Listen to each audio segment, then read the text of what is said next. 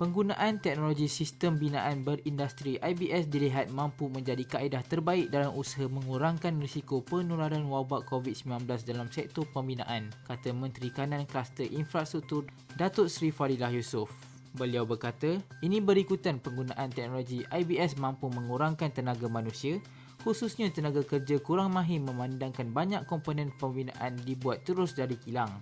Dalam pada itu, susulan penularan wabak COVID-19, Fadilah berkata, pihaknya akan terus memastikan semua pekerja dan majikan mematuhi prosedur operasi standard SOP yang ditetapkan kerajaan terutama untuk menjalani ujian saringan kesihatan. Airbnb menyambut baik garis panduan terkini untuk penginapan jangka pendek STA dari Malaysia Productivity Corporation MPC yang akan membantu mendorong pemulihan dalam sektor pelancongan dalam menjana lebih banyak pekerjaan tempatan di Malaysia.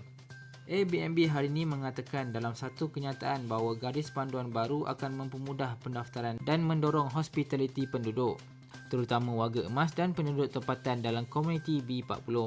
Pengarah Polisi Umum Airbnb Asia Tenggara Mitch Goh mengatakan bahawa garis panduan tersebut merupakan rangka kerja penggubal dasar untuk menemukan cara terbaik untuk mengatur penginapan jangka pendek pada skala tempatan. Goh mengatakan bahawa perubahan pada peraturan penginapan jangka pendek dapat berfungsi sebagai dorongan peraturan bagi beberapa pemerintah dan dapat memungkinkan industri pelancongan pulih dengan lebih cepat dan kuat. Kementerian Perumahan dan Kerajaan Tempatan KPKT melancarkan portal PBTP yang membolehkan semakan dan transaksi cukai taksiran kepada pihak berkuasa tempatan PBT dijalankan secara dalam talian.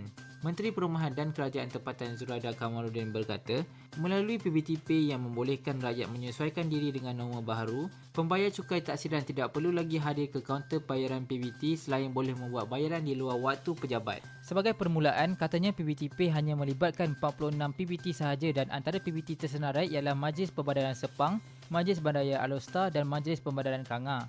Menurut Zuraida, antara kelebihan portal PBTP ialah mereka yang mempunyai hartanah di PBT berlainan di beberapa negeri boleh membayar cukai taksiran di satu portal itu sahaja.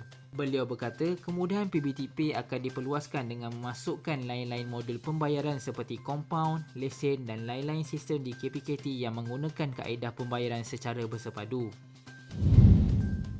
Inisiatif diperkenalkan Lembaga Industri Pembinaan Malaysia CIDB dapat mengurangkan beban kontraktor dan penggiat industri pembinaan yang terkesan berikutan tempoh Perintah Kawalan Pergerakan PKP akibat pandemik COVID-19, kata Menteri Kanan Infrastruktur Datuk Seri Fadilah Yusof. CIDB sudah melihat semula proses dan urus niaga berkaitan penggiat industri dan memperkenalkan beberapa perubahan dalam tempoh jangka masa pendek dan panjang. Antara inisiatif itu termasuk penangguhan bayaran levy untuk projek swasta selama 2 bulan bagi projek yang bermula 1 Januari 2020 hingga 31 Mei 2020, kelonggaran syarat pendaftaran kontraktor dengan mengecualikan keperluan mata CCD Continuous Contractor Development untuk pendaftaran baharu bagi tempoh April hingga Disember 2020, penangguhan syarat penilaian keupayaan dan kemampuan kontraktor atau MCO G1 ke 2021 dan pengecualian syarat sijil kecekapan pengurusan dan kursus integriti bagi tempoh 1 April hingga 31 Disember 2020. Selain itu, latihan kemahiran personal binaan tempatan diberi secara percuma hingga akhir tahun ini. Yuran penyertaan penilaian kompetisi kemahiran PKK bagi pekerja tempatan juga dikecualikan. Potongan 50% untuk yuran penilaian pekerja asing diberikan hingga akhir tahun ini dan yuran Certificate of Approval COA turut dikurangkan dari RM1,000 sehingga RM750 bermula 15 Mei sehingga 31 Disember tahun ini. CIDB turut memberi potongan 50% bagi latihan di bawah program penyeliaan dan pengurusan serta melanjutkan tempoh sah perakuan personal binaan sementara dari 2 bulan kepada 6 bulan.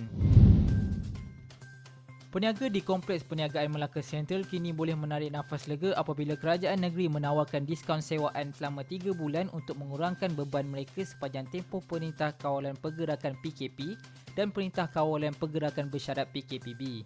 Ketua Menteri Datuk Sulaiman Mat Ali berkata, diskaun sewa yang diberikan kepada peniaga bermula April hingga Jun itu membabitkan sebanyak RM911,986.45 dan ia ditanggung oleh Melaka Sentral Sdn Bhd, anak syarikat milik penuh Perbadanan Kemajuan Negeri Melaka.